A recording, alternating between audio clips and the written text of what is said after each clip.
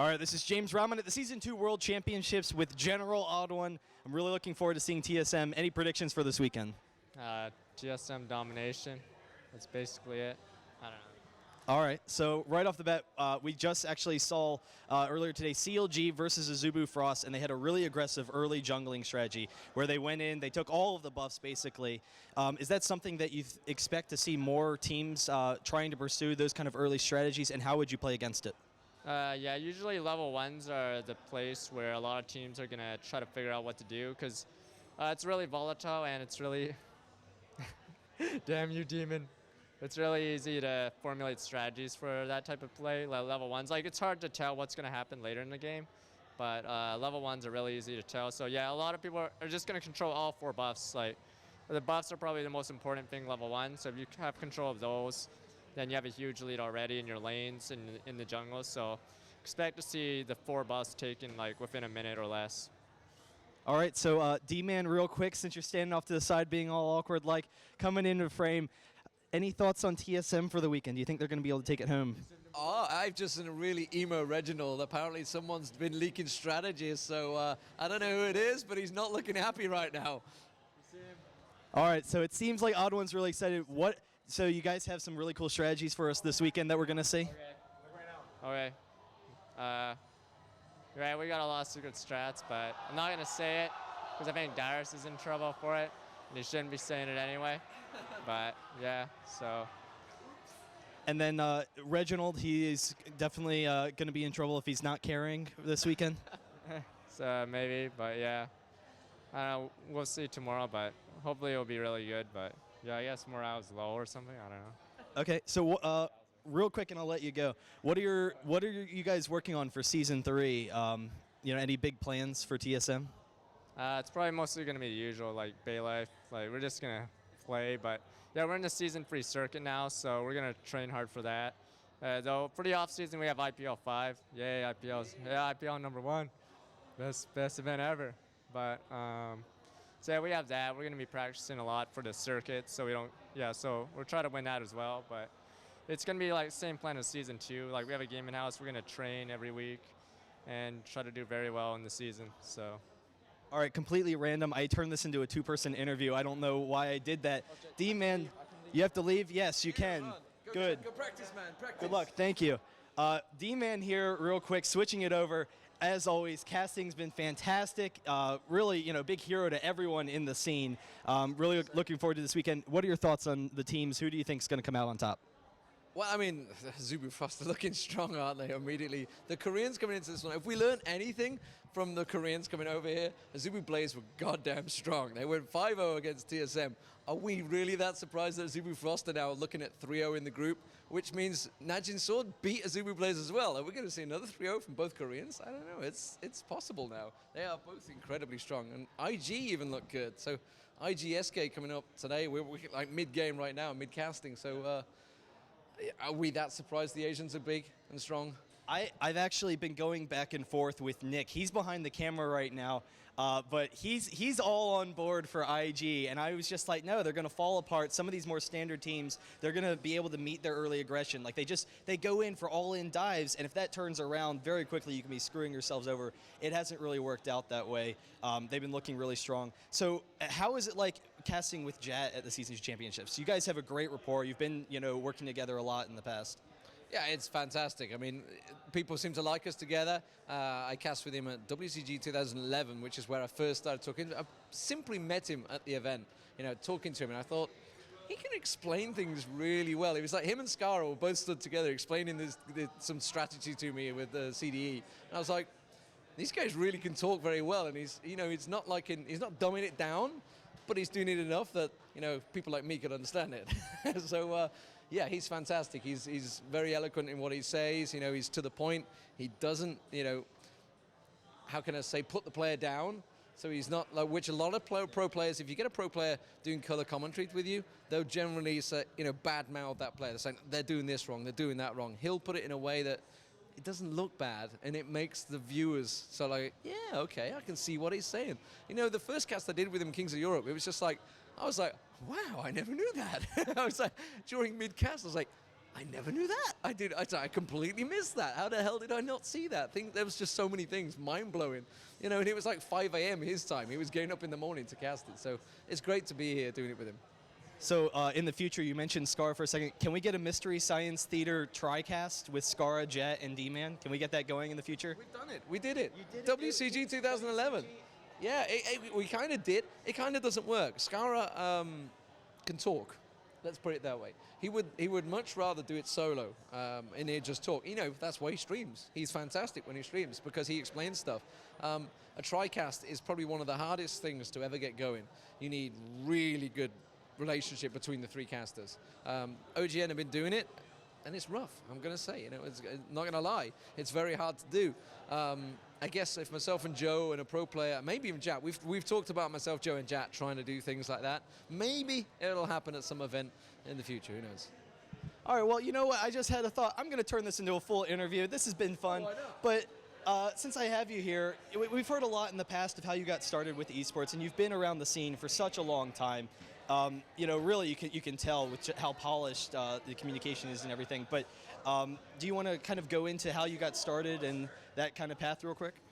Yeah, I mean, I've told the story a few times. Obviously, back in 2000, I think it was 2002 or 2003, whenever Battlefield 1942 was out, I was a pro player in a team called Legion Condor. We merged together. I mean, it was the first, I say pro player, that's like complete rubbish because we weren't getting paid. There was no proness involved at all. It was done for, goddamn glory. I wish teams would do that these days, but the money's become pretty big these days. So, real quick, I'm pretty sure Nick is actually a pro Tetris player. He, all the time. Yeah. No?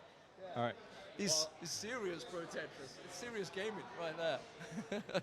But yeah, I mean, it was like long ago. Dignitas formed off the back of that. We kind of, it got to a point where it was a 10v10 game. I mean, just imagine the logistics and getting 10v10 these days in any game. It's pretty big. And we had about a 20-man roster. So suddenly we got to the point where I was like, yeah, I probably don't really need to be playing. I'm going to commentate it because Warwich had been doing a few things. I was like, God damn, that's really good. That's actually engaging. That was my very first, douse with esports. Until then, it was just having fun playing a game. So we took it from there. I got to know Joe Miller because he was in another team, one of the rival teams. Actually, one of the DICE teams. We were the Game Makers. He played for them.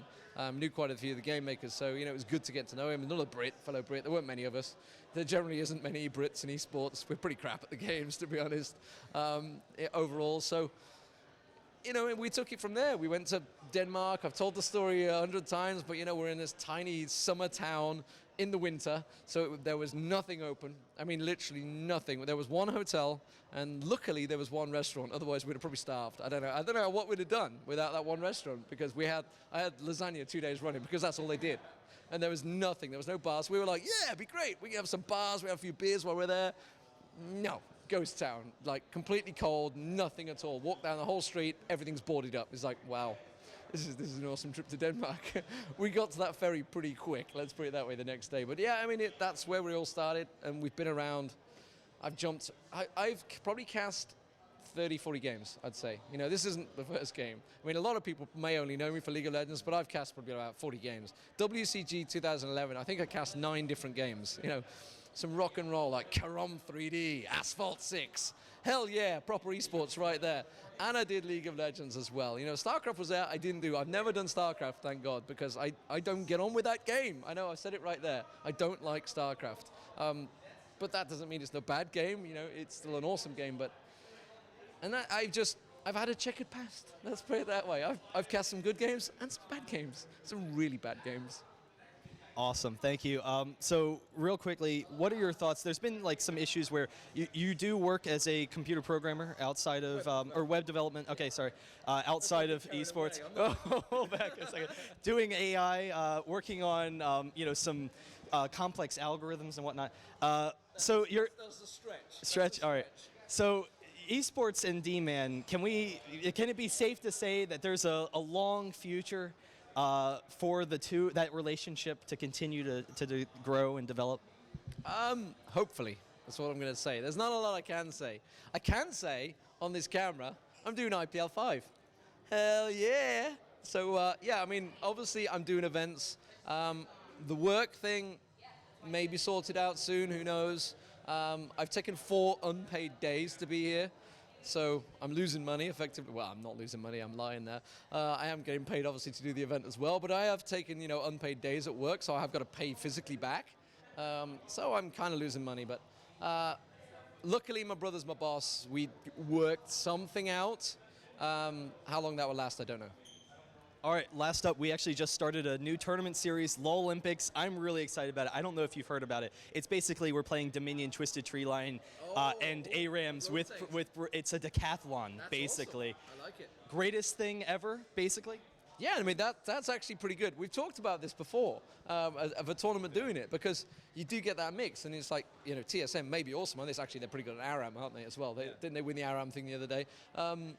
But yeah, it's good, because these maps, they're actually pretty good fun. Yeah. I mean, Twisted Tree Line 3v3, again, you're going to pick from a 5-man team. Dominion, you know, you're throwing different teams out. There's Dominion tournaments right now. They're actually getting pretty popular. They're hitting 10,000 viewers, I believe, at the moment. So, you know, there's a market right there. There's obviously a lot of players that play League of Legends. It's like however many million that play the damn game.